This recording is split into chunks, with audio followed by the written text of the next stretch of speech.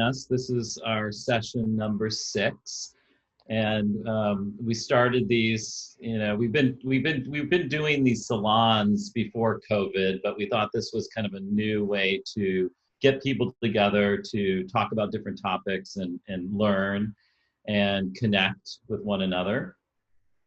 And today, I'm excited because we have Ben Pruess, who is the president of North America for Tommy Hilfiger Retail. And he is, I think, sitting in his apartment, and behind him, you'll see a painting of his whole family. So not only are you going to get to meet Ben, but you'll get to meet his whole family. And I guess I'd like to start, Ben, maybe you just talking a little bit about your journey from, where you're from, where you went to school, and I know you did a little snowboarding in there, and then the different chapters of your career, and, start there, and then we'll go into some specific questions. So let's start it off there. All right. Thanks, Joe, and hello, everybody. We'll try and give you the Cliff Note version because I think, to your point, there are quite a few chapters, and I think the story is pretty nonlinear. I'd also preface it that it wasn't by design. There was no master plan. There's always just been a sense of being willing to take chances, being willing to pursue dreams and explore areas and ideas that I had. And so, full disclosure, I'm going to have to confess that I'm bridge and tunnel. So I grew up in Montclair, New Jersey, and I'm here in West Chelsea, and I can look over and see Jersey. So it's not that far that I've come, but I've never been to Montclair, but I heard it's a really nice, community. It's very diverse, a lot going on there. So it's epic. It's a beautiful place. And obviously, as the city has really roared back to life from the late 70s and 80s when I grew up, a lot of people have ended up in Montclair. There was sort of this, who knows what's going to happen post this pandemic, but there was this original urban flight, and then everybody got back into the city, and then people had to end up in the suburbs, and places like Montclair became great, cool outposts for young families and young entrepreneurs, and so great restaurant scene and so on. So, grew up in Montclair until I was about 12. Little bit of a family story. Everybody has them. My father passed away at a young age. He's actually up there, speaking about the picture behind me. And that was just sort of that first inflection point, and that first moment of trying to assess what I wanted to do, what these feelings that I was dealing with meant to me. And, my mom, who I think, I'd like to say that I take a lot from her. She is an entrepreneur, a gypsy, and an explorer by spirit. She speaks 9 languages. She had ran off and lived in Paris for 10 years. So I had already had sort of a role model of, the world is your oyster. And so I went to her and just said, hey, I'm unhappy here. I need to get out the city. And even the friends, I was 12-year-old skateboarder growing up in and around the city, taking the bus into the city after school and skateboarding in the meatpacking district when it was a whole different scene of drug dealers and prostitutes and all that sort of stuff. So being a skateboarder, nobody gave us any trouble. But my friends were just at the age where they were starting to get into trouble. My mom didn't need more trouble. She was already dealing with the realities of a life that was changing before. So she didn't need a juvenile delinquent as a son. And I just knew better, and I just sort of knew I wasn't happy.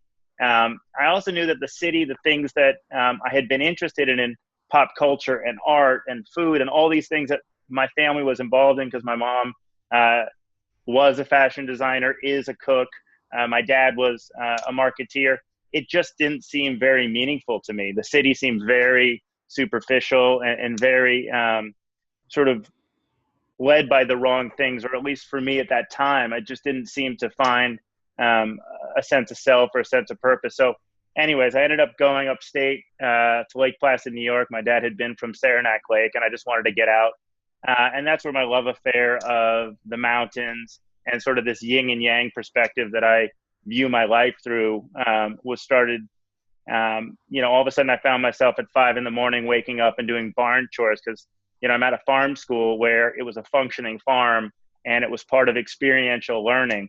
And if we talk about leadership skills and we talk about other things that you learned along the way, for me, the idea of doing, the idea of experience became sort of a prominent thing, because in the New York City and New Jersey school system, I had learning disabilities. I have dyslexia. I was told I wasn't smart.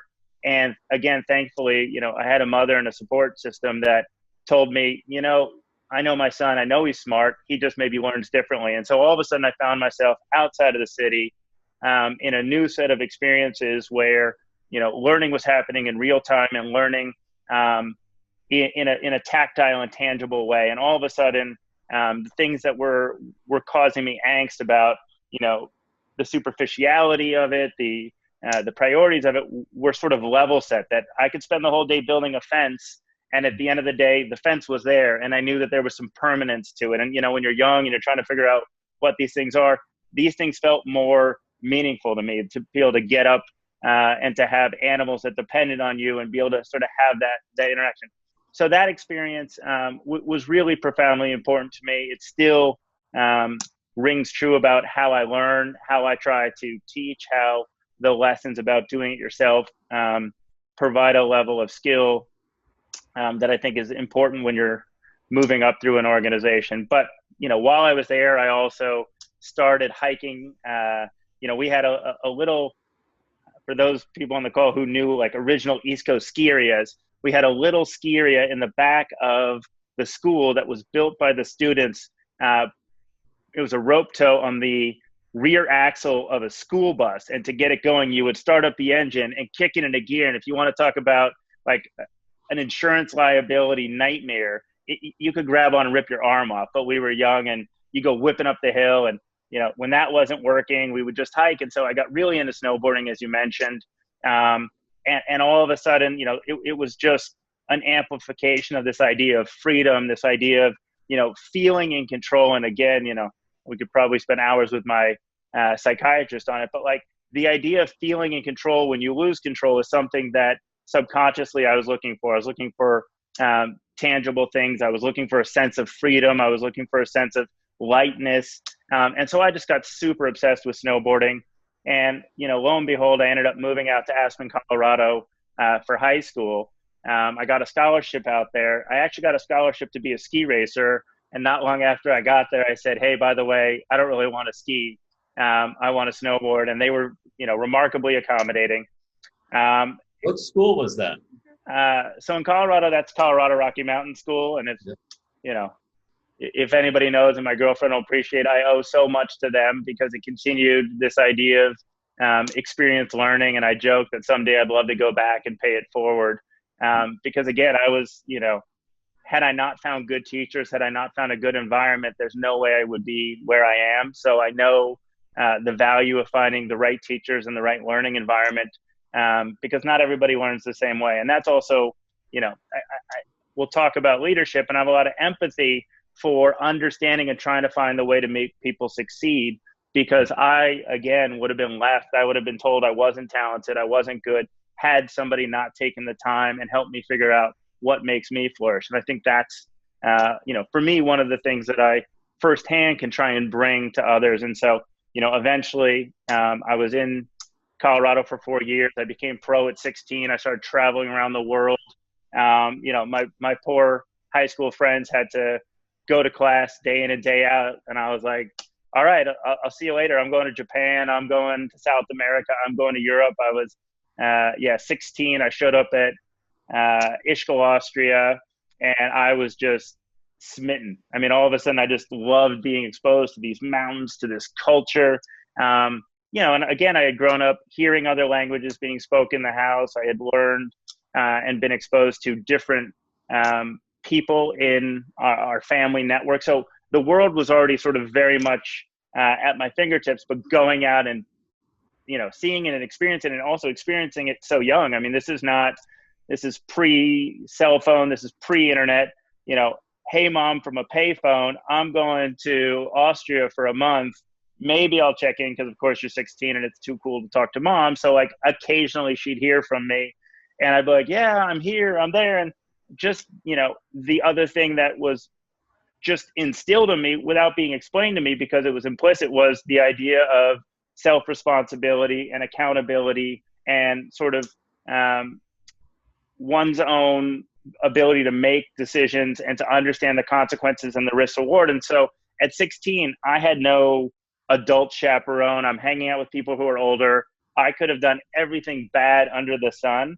And I was the most serious, most boring 16-year-old you would have ever met because I just didn't want to screw it up.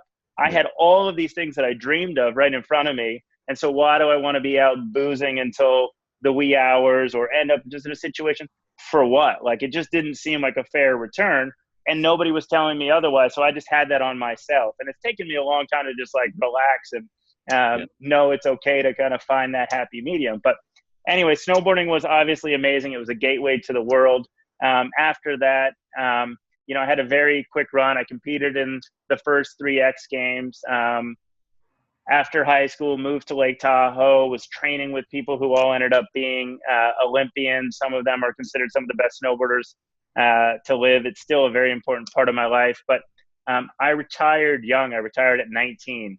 And I ended up, of all things, getting an infection and getting a swollen spleen. So I retired and I went back to school because I decided that I had other things that I wanted to do. And I was sort of happy having lived that chapter. So I went to the University of Utah. I studied sports psychology because I was getting this sense, again, there's this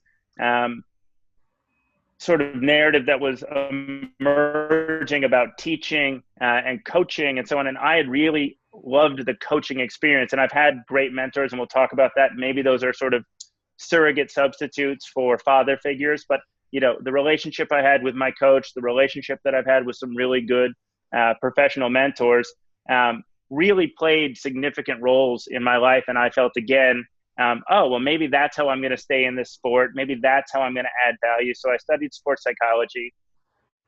It didn't last that long because not long into my second year, I got asked to move to Vancouver, British Columbia to go be the marketing director for the snowboard company that I used to ride for. I had been spending my summers up in Vancouver working first in the factory, working on a bandsaw. If anybody's ever worked in a bandsaw with the fear of cutting your finger off every day, it's a great motivator to know that you're never going to want to do that. So it was, having literally sitting there cutting boards out on a bandsaw, and every time it would snap, thinking that I was going to, and I nicked myself and whatever, but never like had any grape. But it was another one of those sort of like sitting there looking out going, this can't be my life. And I knew when I was leaving college, I knew when I was doing these things that there was always risks associated with it, but it was that assumption of the responsibility that if you're going to take this choice and walk away from higher learning, you better be prepared for those consequences. You better be prepared to work harder. So I left university, moved up to Vancouver, British Columbia, and started working as a marketing director.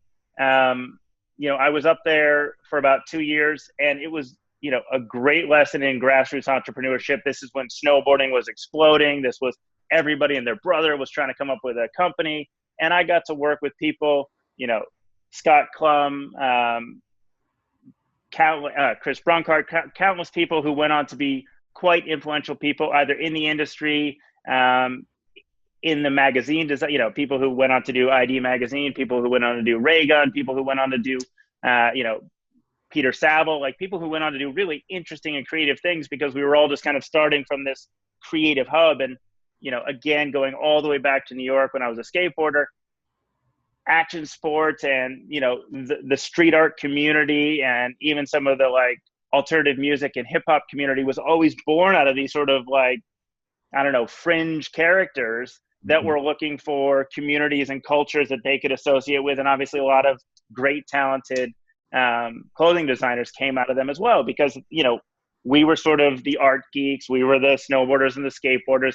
Now we are pop culture. But at the time, we were sort of creating and being exposed to a lot of this. And we didn't know that so many of these people would go on to be so legendary. But it was a wonderful time. I got recruited to then move to Southern California for a company called Airwalk, which was the largest action sports shoe and snowboard boot company at the time. We had a great deal of success up in Vancouver, and I went to work for Airwalk.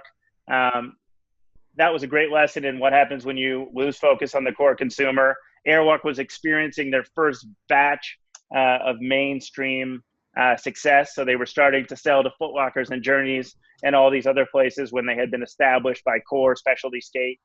You know, basically there was a coup. All of us who were there to take care of the core customer and the core products realized that the brand was really starting to leave its roots and leave its customer base and starting to sort of quote unquote sell out.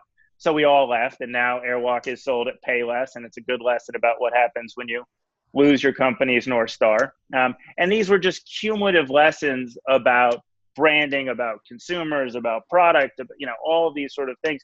And again, I didn't set out to go, I'm going to be a merchant, I'm going to be a CEO. I loved product. I loved trying to, when I was being a snowboarder, understand why does somebody pay me and how do I provide the most value to that so that I can keep doing it, and understanding that it wasn't just winning the competition, it was being able to provide valuable feedback on what product they were making and what trends are happening out there and what kids are wearing and what graphic or colors are happening. So, you know, I was always sort of trying to be a student of what my role was. And again, I think that's from those experiences I had early on. Is the experience is what you're going to take with you. The observation is the skill that can be transferred, the ability to distill all that into something that is applicable to whatever the given business may be. So we ended up leaving Airwalk.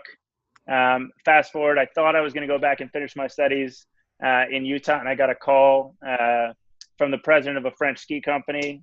His name is Jean-Luc Diard, great mentor of mine. He went on to, you know, he was the CEO of Salomon. He was then the founder and creator of Hoka sneakers, or marathon running shoes, as he would prefer to call them. But, you know, he calls me up and says, hey, we're looking to start a snowboard program. This is when skiers and snowboarders did not really get along. And he said, we're trying to put together an authentic snowboard group to help Salomon get into the space of snowboarding. And that was a little bit like if you walk the streets of New York and you see sort of the union rats showing up, and it's talking about, like, you know, crossing the picket line. So for me as an authentic snowboarder, moving to France and going to work for a French ski company was viewed a little bit as sacrilege. But, you know, another thing that you'll see is I kind of like to go where the challenge is high. I like to kind of go where the unexpected opportunity lies.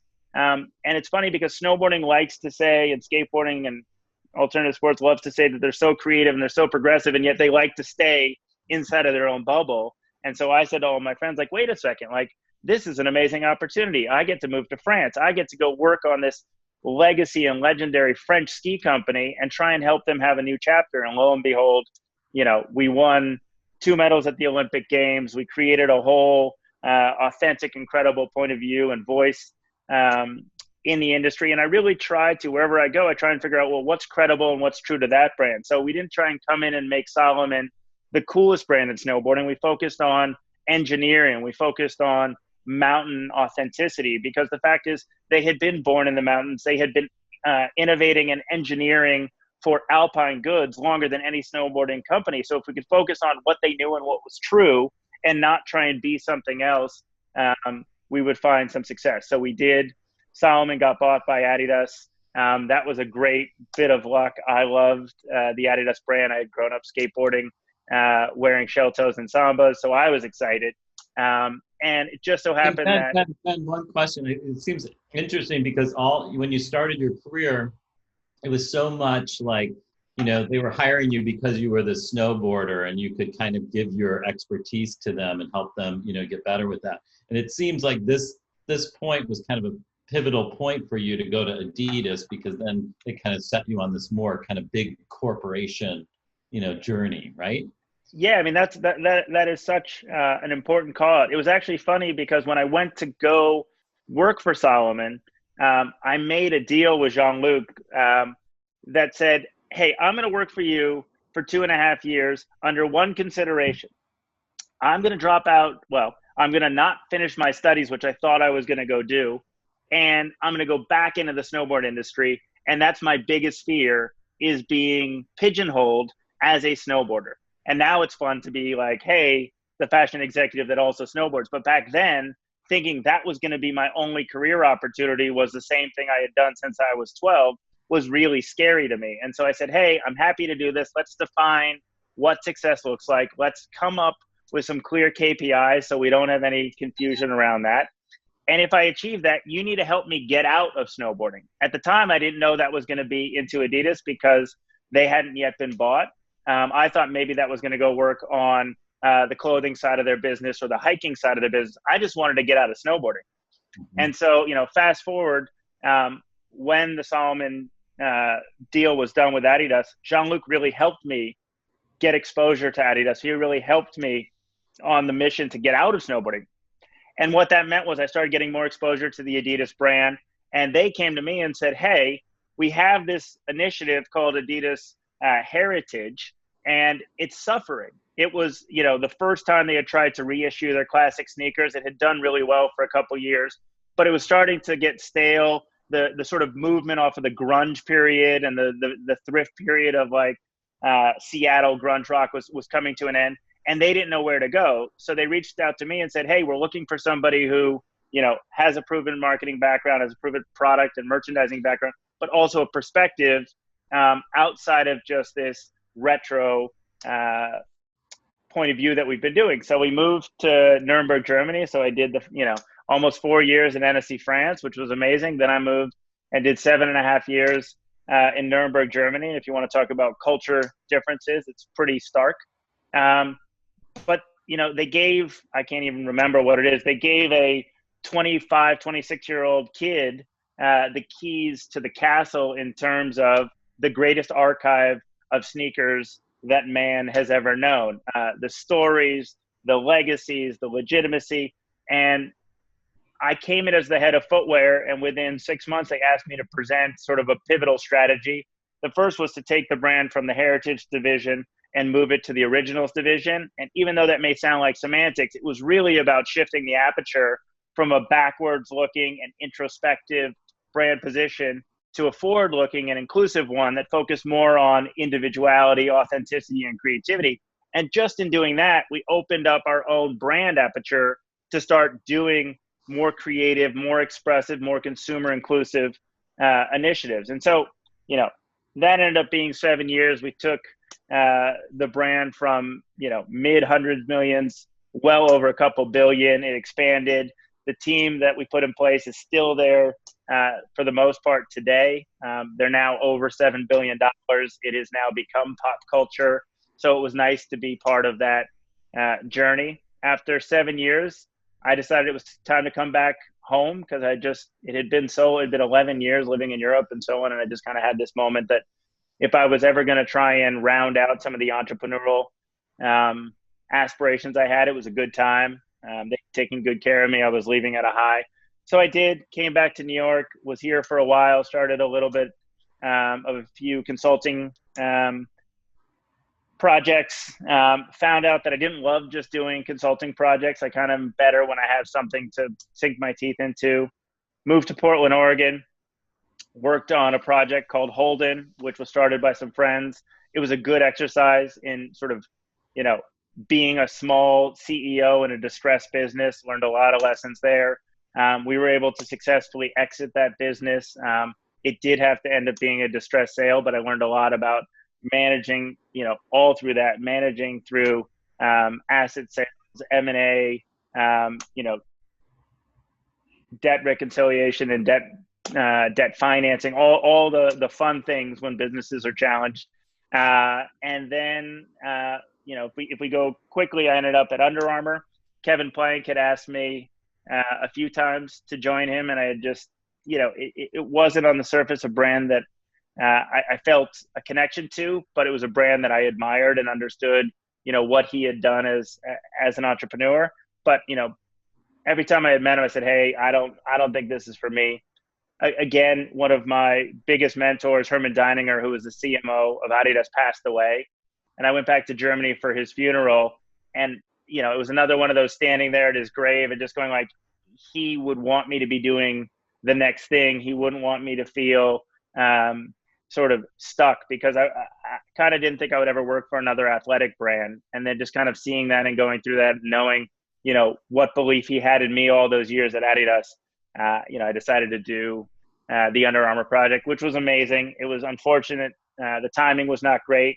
We got off to a great start, but Under Armour then went through a series of pretty challenging business choices. They lost their number 2 and number 3 biggest retailers. And so that put a significant strain on their points of differentiation and their channel strategy. That pissed off Dick's Sporting Goods, and that was that. And just at that time, and just as the business of Under Armour and their core business was really coming under pressure, I got the call from Tommy. And so that gave me a little bit more, confidence to just walk in Kevin Plank's office and say, hey, I don't think this is really what you want to be doing right now.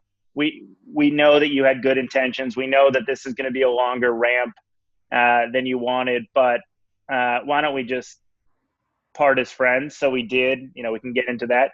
And now I've been at Tommy for 2.5 years, and it's been a pretty amazing learning as well, because the brand, the channel, the consumer is all part of that, continuing to learn and continue to go to places where it's a challenge and a chance to apply some perspective. So there you go. And that's the Cliff Note version.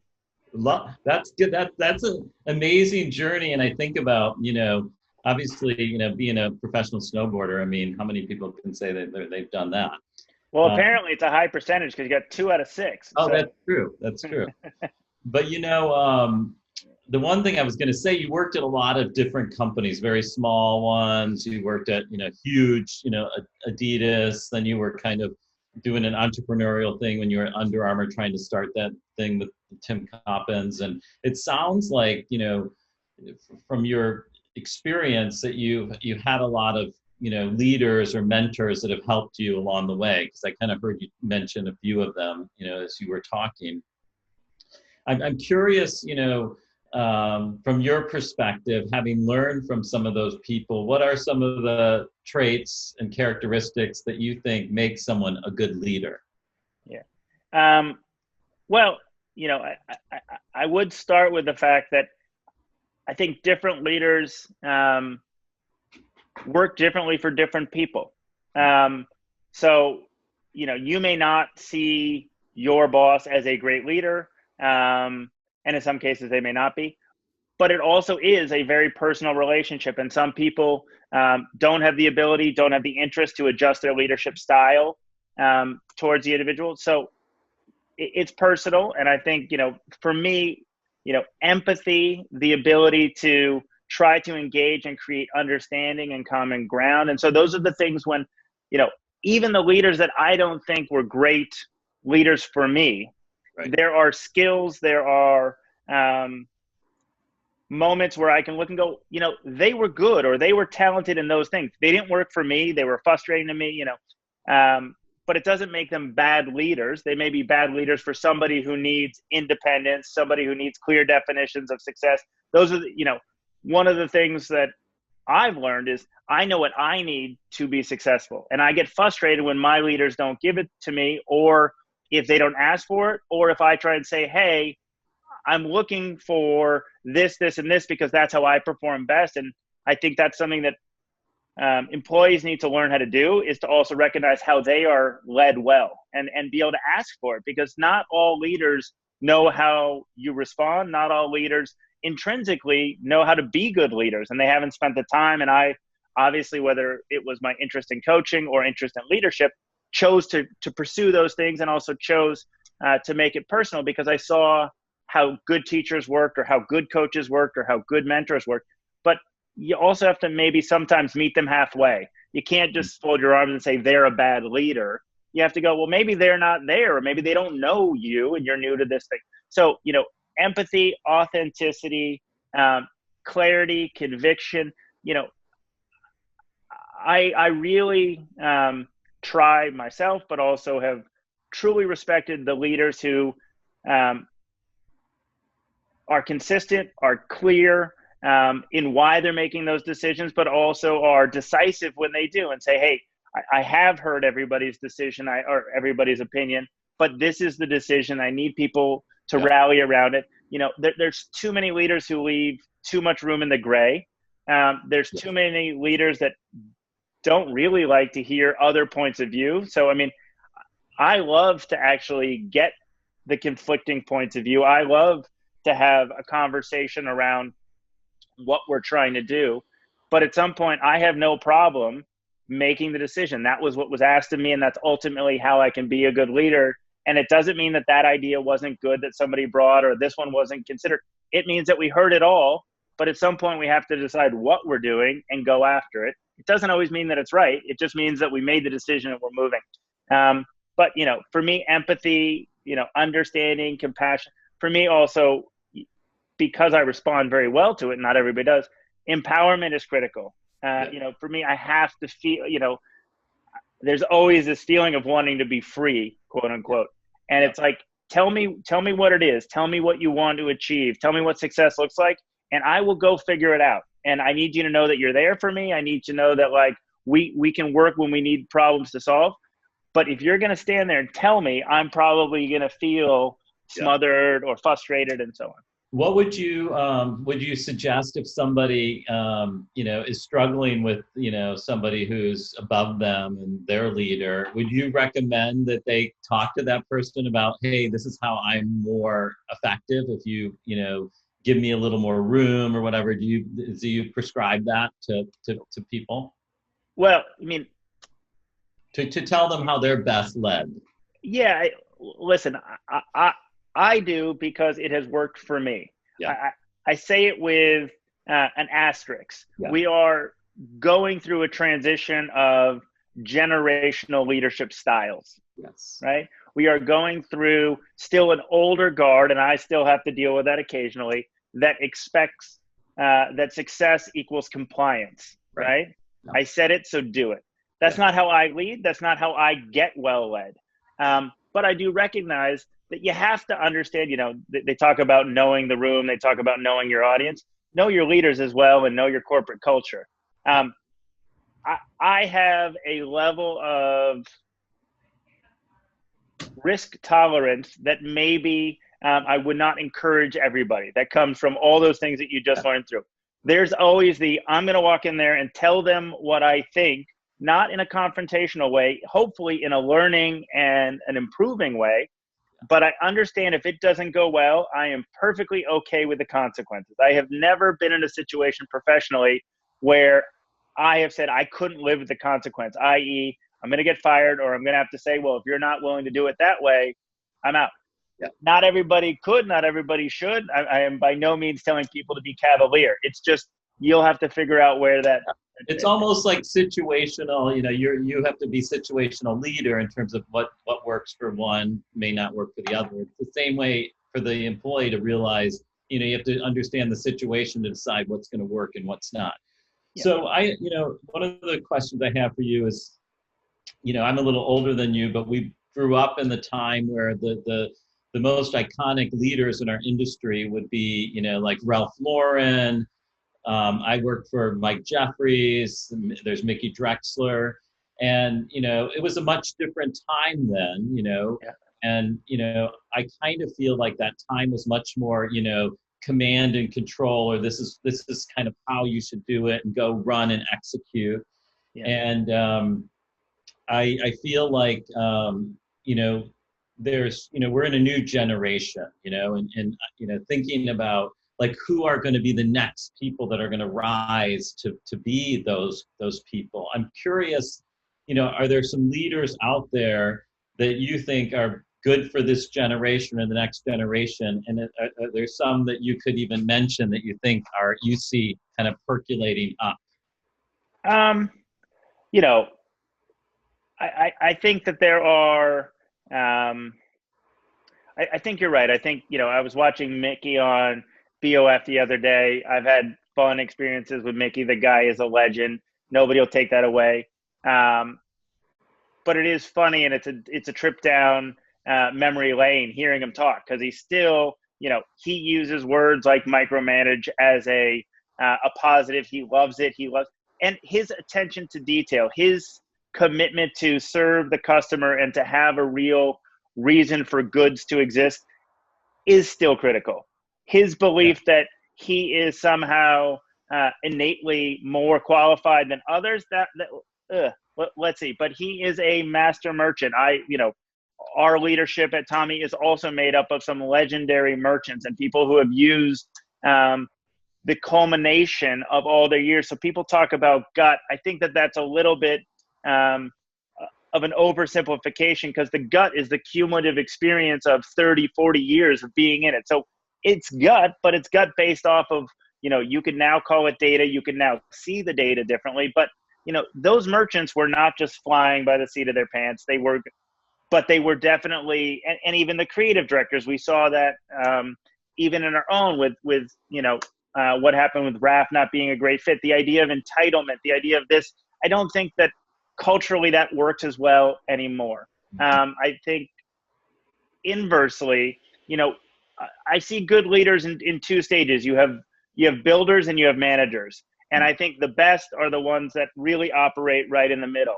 And so I think that we're seeing a great generation of builders, young, hungry entrepreneurs who are really great at being builders. And the builders are even people like Kevin Plank, Mark Zuckerberg, and whatever. And they are, through absolute unwavering conviction and clarity about who and what they're trying to be and what they're trying to create, can create companies that really come and are born out of nothing. And that takes such an amazing amount of vision.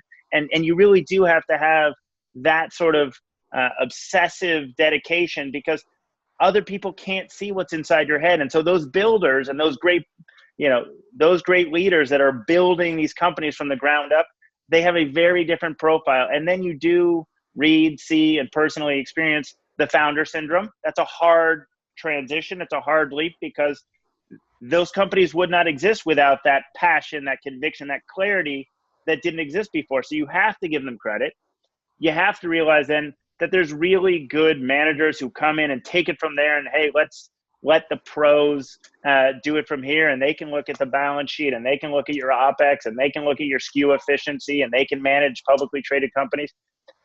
But the best is those rare folks that exist in the middle, because I don't think that, the Jack Welches of the world are great examples either, right? And so, finding the idea that, again, this sort of yin and yang, or the new true exec is going to need to be a Swiss Army knife that represents the left and right brain thinking that we see in the market, because there's more data, there's more competitors, there's more pressure on the discretionary spend, there's other, now global pandemic issue. There's so many things going on. And if you use the spreadsheet to try and be your map, you're probably going to end up at the cliff's edge. And inversely, if you just try and build stuff, but you don't manage a good business, the cash is going to run out, or you're going to end up maybe like Mark, who's amazing, but I'm not sure he's managing that company he built in the best way he could, because he still sees it as that small thing. And now it's one of the largest media companies in the world, and he's sort of,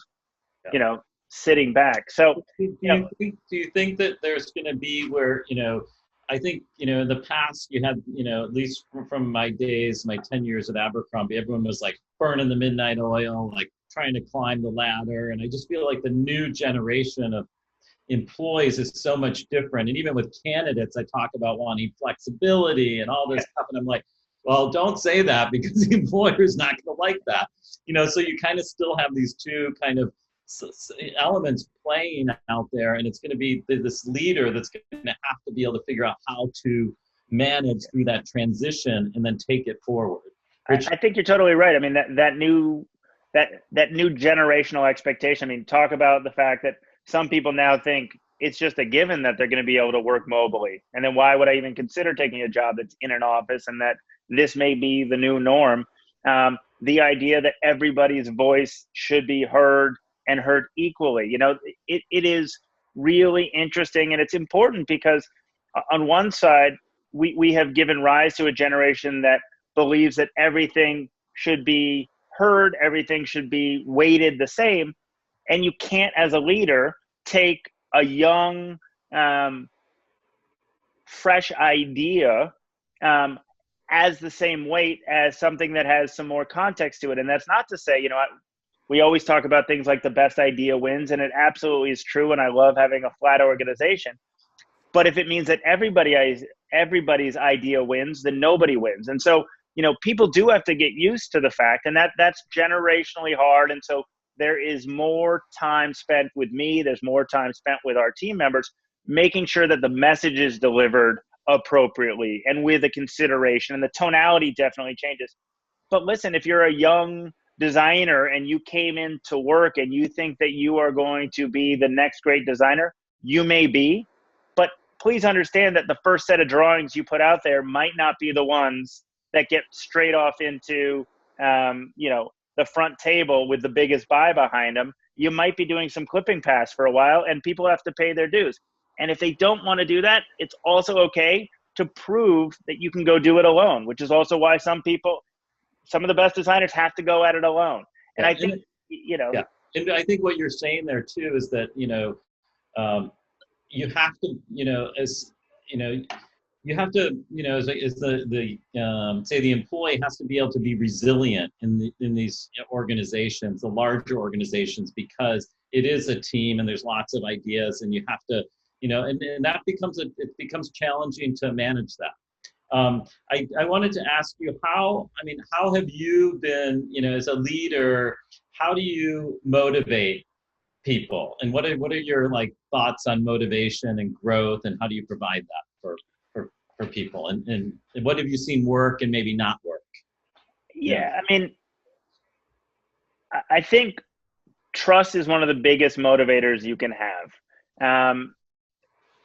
Showing them that you're willing to go there with them, showing them that you have one idea and they may have another, but if they want to try theirs, you're not going to stop them. You are going to come back and assess whether it did or didn't work. And if it didn't, you're going to have a candid conversation of why it didn't work, but not in a punitive way, in a learning way. And so again, I do look to some of that coaching experience, that collaborative experience, to help motivate people. It's really quickly discouraging when your ideas feel like they always get shut down, or somebody doesn't take the time to say why that idea didn't work, or in some cases to let them fall and to say, wow, that hurt. Don't worry, it's okay. Because I can't tell you how many failures I've had, and they have been, it is cliche to say it, but they are the moments that teach you the most. And you have to have a leader that's like, I'm going to put them in a safe space.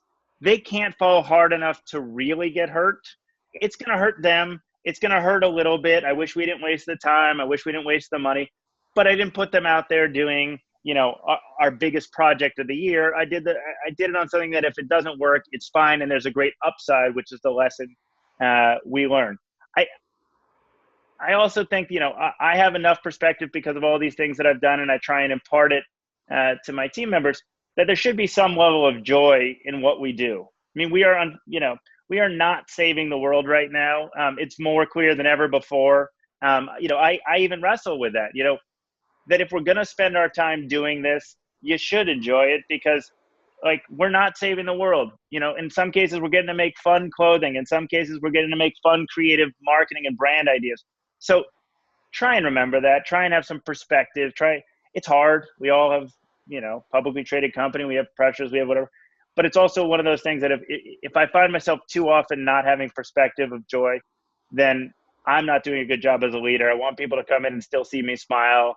I'll always interrupt our very serious meetings with a joke or push back a little bit, just to make people know that it's not so serious and not so heavy. I think people know I just have a passion for the things I do. You walk in and even now, whatever, I get going.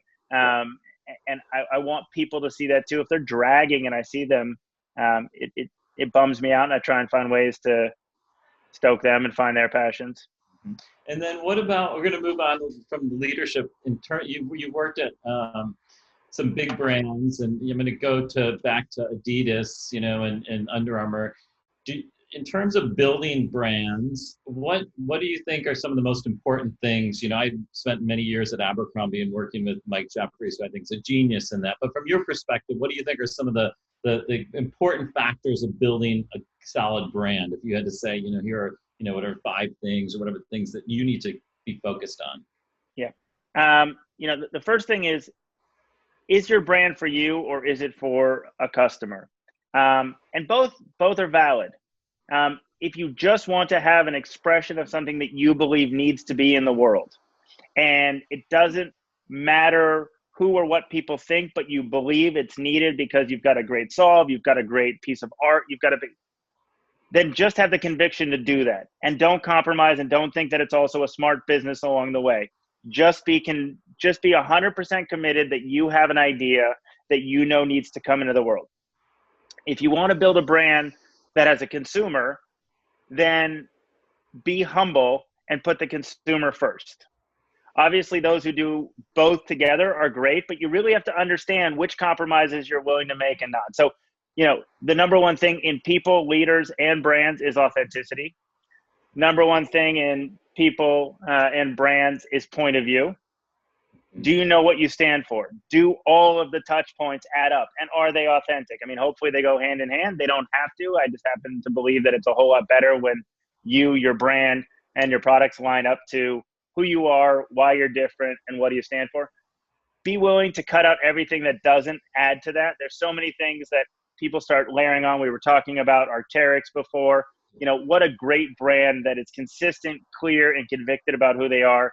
If we talk about, and that's why we didn't bring them up on the leadership conversation, I still tip my hat. Maybe it's just a personal affinity to Yvon Chouinard and what he has done, not only as a brand, but through a whole expression of what Patagonia means. He has edited out everything. He has only chosen things as a culture, as a product, as a process that add up to his idea of the most low impact, the most ecological expression of an outdoor and healthy lifestyle of any brand, anywhere. You can put them on a different level.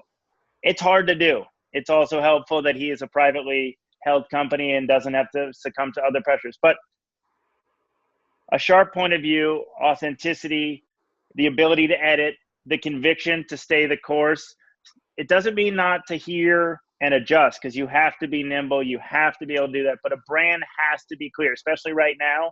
If you don't know what you stand for, if you don't know what you're going to mean to the customer coming out of this, you shouldn't even be there. I mean, people are reevaluating, what brands mean to them. And you better think about what is your purpose? What is your place? How do you add value? And value can be joy. Value can be creativity. It does not have, value is not defined by an economic equation. Value is something that the consumer feels or the world feels is a fair exchange. So that's what I think brands mean. I love that. And you spent a lot of time you were talking about the performance space, but I'd be just curious to get your perspective on, there's Adidas, there's Nike, there's Lululemon, Under Armour. When you look at those brands, which ones, how would you position them in terms of what they're doing well and what they're not? Like, some of them might be better in, say, women's, or some may be better for the athletes, some might be better for fashion. But how would you, quickly kind of differentiate those brands? And then who do you think in the long run is going to win? Maybe they're going to win in different categories. I'm just curious your perspective on that. Yeah, I mean, listen, I will say Adidas wins because of its authenticity and its heritage. That is so biased and so selfish. I am so jaded because they are my friends and I love them. If I was honest about the market, the brand, and the full ecosystem that makes up a brand, Nike continues to be far and away leading. I think when you look at who is going to and who is poised to come out of this crisis better than anybody, they are. And it's not just because they have great product. It is because they invested so far ahead of time in technology, in consumer experience, and really trying to adapt to where the consumer is going. I think Adidas has had an amazing run. They have obviously taken a lot of the playbook that we put, listen, when they did Run DMC and Adidas as the first non-athletic promotion in 1983, all I did was take that playbook, amplify it, and contextualize it for my time. They've then gone gangbusters with Yeezy and Pharrell and Ivy Park. But beyond that, they haven't necessarily moved their brand as much as I would like to see them. I think that they are a team that is as capable as anybody, but I think they continue maybe not to be leaping out. They've got wonderful stuff with 3D design. They've got wonderful stuff with Parley. And I'm always going to be cheering for them, but they've still got, some daylight to catch up to Nike. On the other side, Lulu is phenomenal because they really do one of the best jobs of being clear of who their consumer is, what role they play in the lifestyle. Yes, they get encroached on by other people trying to capture the yoga side of things, but consistency and authenticity in their service of that customer is unwavering. People still give them credit for it. The product is still beautiful. I think their assortment stories, their colors, and then their experiences are great. And also the fact that they're not diluted by being over distributed, the fact that they control their own retail system, the fact that they're going to potentially be a winner because they have everybody's data. They don't have to work with a Foot Locker. They don't have to work with a Kohl's. I think they are really still poised to see a lot of growth. I mean, that's going to come to how they make the decisions, getting into footwear, how they expand globally. And then Under Armour, I have nothing but warm and nice things to say about Kevin Plank. I really enjoy him. He is, despite, being an alpha male, despite being all this sort of stuff, he is authentic. He is not disingenuous. He is, an alpha sports guy. That's who he is. And his brand, when it was doing best, was the best expression of that. It's funny because it's the opposite of me. It's like real college jocks and real lifters, but that's when the brand did best. And again, it's because it was so sharp, so clear. And now I'm not sure that they really know what that looks like. Yeah, I agree. Okay, so moving on, let's just talk about the future and where we're going. Everybody I know is a little bit anxious about, the future. I think, people, whether they're currently in their jobs, are still feeling uncertain, if they're laid off or they're furloughed. Everyone's just wondering what's going to happen. I'm curious, even before COVID, we had major shifts in our industry with, from brick and mortar to digital. You had the sustainability thing coming on strong. You have a lot of things happening. I'm curious how you see things shaping up as we come out of this in terms of what it's going to look like. Is it going to be small? What industries will, categories will do well? What's your take on it? Yeah, I mean, I am not the Oracle, so this is only, Your a sense of, perspective. yeah, my perspective and what I'm seeing. And one thing I would say, you talk about what level of angst and uncertainty is going on in the workforce. I think it's also important we talk about authenticity and honesty amongst leaders. We also have no idea. We are also nervous. We are also and I think, it's not encouraged enough for leaders just to say what's truthful. There's still so much unknown, and we still don't have those answers. And we're nervous. How are we going to come out? What is this going to look like? Am I doing the right thing? And I think, maybe some employees would love to hear, it's going to be fine. It's going to be this. I'd rather just be like, okay, what are we really dealing with? Oh, they don't know, but they're getting the smartest people they can. They're trying to make the best decisions based on the facts that they have, and we'll go from there. And, my sense is operating with that level of honesty, you will get somewhere good. It'll look different. It'll feel different, but we'll be okay. Where does it go? Everybody, people love sound bites of leaders. Oh, there's going to be, we've been over retailed for 20 years, and of course stores are going to close. Of course there's going to be contrition. Of course, people and, well, not people, but brands that don't have a sharp point of view, brands that are diluted or don't have a reason to exist are going to find a tough time fighting for share of wallet from the consumer. There's 30 million unemployed people. If you can't come up with a reason that you're needed in their life or in their spending, then you might as well, stop, because you're not going to make it. So there's going to be retail contrition. There's going to be brand contrition. That's going to happen. Health and wellness is obviously going to increase. Health, wellness, and also some level of protection, antimicrobial, who knows if it's PPE, whatever. These things may be with us for a while, or at least part of the consumer's consideration. Does that fabric do something for me? Does that design allow me a little more comfort or safety?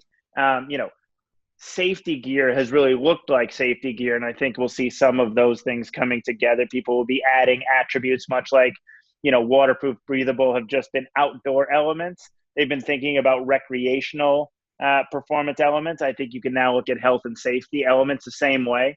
And of course, a lot of the sports brands should be pretty well poised to capture them. Innovation is going to be critical. You're going to see speed. You're going to see AI. You're going to see all these sort of things. The rise of the robots is real. The good news is the robots still need us. But assortment planning, micro adjustment managing, we can't manage 60 different assortment plans for all the different regions and all the different trend patterns that we see out there. But Watson, or the equivalent of, can. And so, of course, we're going to lean into that, because we're going to need to look for a more efficient way of managing our supply chain. So you're going to see the continued automation and data-driven thing. The continue, we can talk about Big Brother. That's a whole other conversation for a whole other chat. But information, personalized information, and what brands do with that is going to have a profound effect, not only in terms of the way the consumer responds and engages with brands, but also how brands are built. The fact that you're going to want, even though you might have an esoteric conversation about, should I give them all my data? It's already there. They know where I am, with who, when, and whatever. And so at some point, I'm going to open my phone and I've landed in Miami, and my assortment of recommended swim product that's available at the Soho House when I arrive is going to be on my phone, so I don't have to worry. So, consumers, who knows? We can say maybe this is going to be a moment of pause.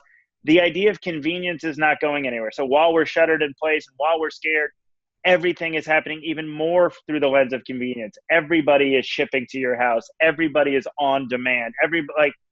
Your car, your food. I mean, the rise in home delivery of groceries, and people forget, it is really important to recognize those who have been doing the yeoman's work. Yes, the healthcare professionals are absolutely, far and away the superheroes.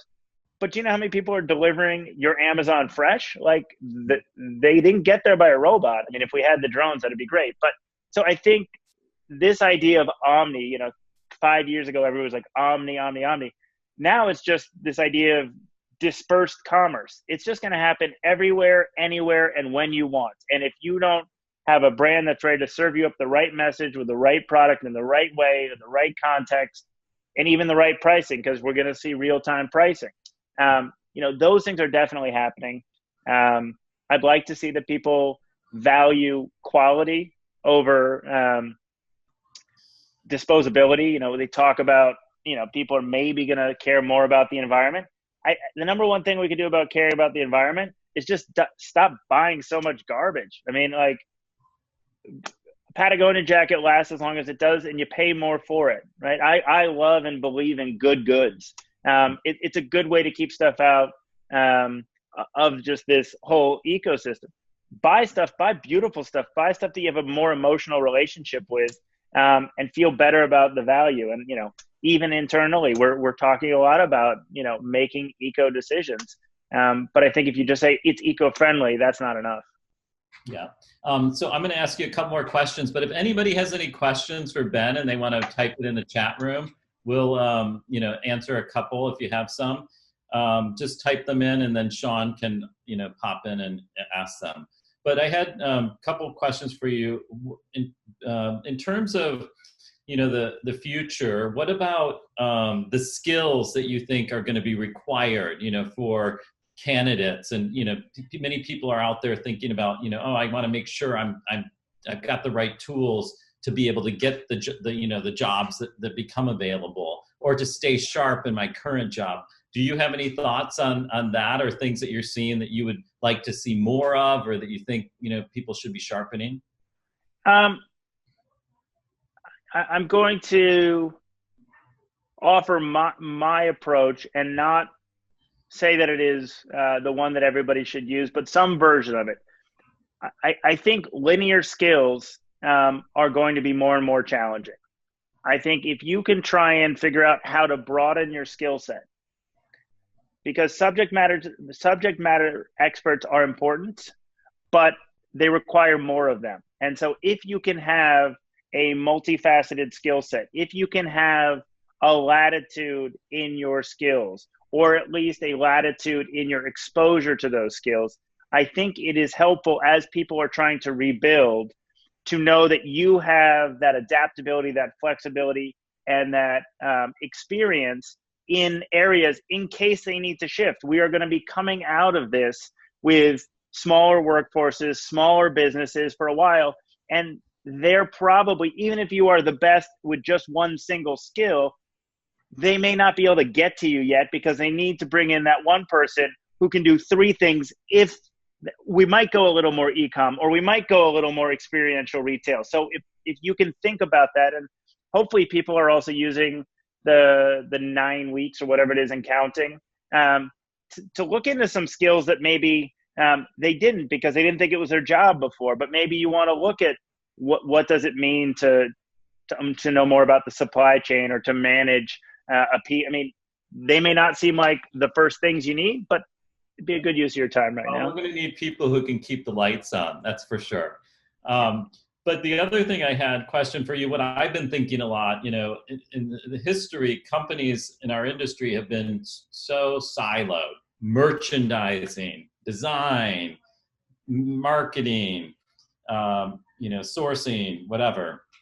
Do you see changes in terms of the roles within companies? And I think it's just so easy to think about it that way. That's why people keep leaning there. But you do see some companies like, I'll give Everlane as an example. When they were looking for, their head of design, they were much more interested in someone that was like kind of a marketing person that was like really thinking about where is the white space, where am I going to go, and not thinking about building huge collections, but like, let's go after this and then go after it in a big way. So that designer almost had to be a marketing person as well. And maybe, that the merchant needs to be that too. But how do you see that changing at all? Do you think we stay in this machine that we're in and go forward? Yeah, I mean, there is no version of the future where those silos exist in my mind, because those silos are also the enemy of speed. Mm-hmm. Because if you are doing this baton pass and everybody needs their go at it, it just elongates. And then if you add a wholesaler who wants to have a say in the process, it just gets longer and longer. If you then also add that data is going to be used and at the center of the decision process differently, then you really get to a hub and spoke model where data and the consumer is at the center and everybody needs to feed into it. And you can work assortments and you can work your planning differently. So everybody's going to have to get out of the silos, get into the hubs. And you're right. It's so easy because then there is always the call out of, but well, what about this? And who's actually the head of merchandising? If they sit, and people like love to throw up the reasons not to do it, as opposed to just accepting it as a given. I mean, and I always trying to say, like, we're debating something that doesn't need to be debated. The fact is we need to get here. We're kind of spending a lot of time debating things that have already been decided for us. The consumer's already going there and the speeder's already going there. Yeah. Okay, cool. Well, I'm curious, does anybody have, I have one question. Is there any questions, Sean? Not so far. Okay, cool. Nobody wants. If anybody asks last time to ask a question, but I have one more that's in that same line. I've been thinking about this a lot too, in terms of organizations, that I've been thinking that, there's this huge gig economy out there, and many of the young people are wanting to be freelancers or free birds. What do you think about, I've been thinking that companies will get smaller and then they'll start relying on some of these things so they don't keep this overhead, and they can bring in, a graphic designer or someone to do their storytelling, or they can bring in someone to, add newness to their designs. They don't have to keep these huge teams, on because there's a lot of people out there that could come in and bring newness. I'm curious how you feel about the organization structure in total. Because it's like, I feel like sometimes in HR, people, and I mean, I'm schooled in HR, but I'm not really an HR person. But they get so schooled in, oh, we have to do the performance review every year, and this is how it is. Like, it's the same thing over and over again. Like, let's think about what's the right solution, not the same solution that everybody else is doing. Yes, I mean, I think that's a really good question. First, on the performance review, I think one of the number one things that I've seen in my career is the lack of quality and time that people spend on that. So, as a leader, I care a lot about performance reviews, mostly because I care a lot about spending time giving feedback and engaging, and I think a lot of folks don't do that. So that's a little bit on the performance review side of things. Yeah. The idea of... but you're right. But wait, one thing I was going to say, you're absolutely right, because the younger generation wants more feedback. So maybe it's not just once a year, maybe it's like 4 times a year or whatever. Yeah. And that's enjoyable. I enjoy those times a lot. Also, because I get to learn. When it comes to the organizational question you asked, there's a lot of consideration about flexible and pulsable organizations, because much like the supply chain goes up and down to meet demand needs, organizations have not been set up to move up and down based on demands, based on initiatives, based on projects. So there is a lot of consideration, and I think future indication that we will go to a place where you have a smaller core and you flex towards whatever initiative, whether it's a new white space that you're trying to create something for, whether it's a global market that you're trying to take on, whether it's new creativity because, hey, we need some new ideas and new folks may take that on. The balance is to make sure that there are still enough people in the core team that can keep the message consistent. Because again, if we say that we want consistency, if we want clarity, you have to make sure there's enough folks that can keep bringing the organization around that consistent message. Otherwise, you become, a freelance hub. Yeah. Okay. Well, someone said that I asked their question, so that's good. Well, Ben, I really enjoyed the conversation, and I think everyone else, I'm sure, did too. And I think these conversations and talking about these topics help form the future that we don't know. It's like helps us all kind of in our head make sense of where we're going. And I think they're really important, and I think we need to continue them. And I appreciate it. And I know I'm not biased towards snowboarders, even though we had 2 out of our 6 sessions with snowboarders. But I appreciate you and thank you. And hopefully I'll see you in person sometime soon. Well, it's my pleasure. And if any of it helped anybody on the phone in some way find motivation or direction, then that's why we do it. I appreciate you doing this for our community as well. That's super nice to be asked, but also great to see what you and Sean are doing. I think it means a lot. And so happy to spend the time, and hopefully it was helpful. Thanks, Ben. Have a great holiday. Have a good night. Okay, ciao. Bye now.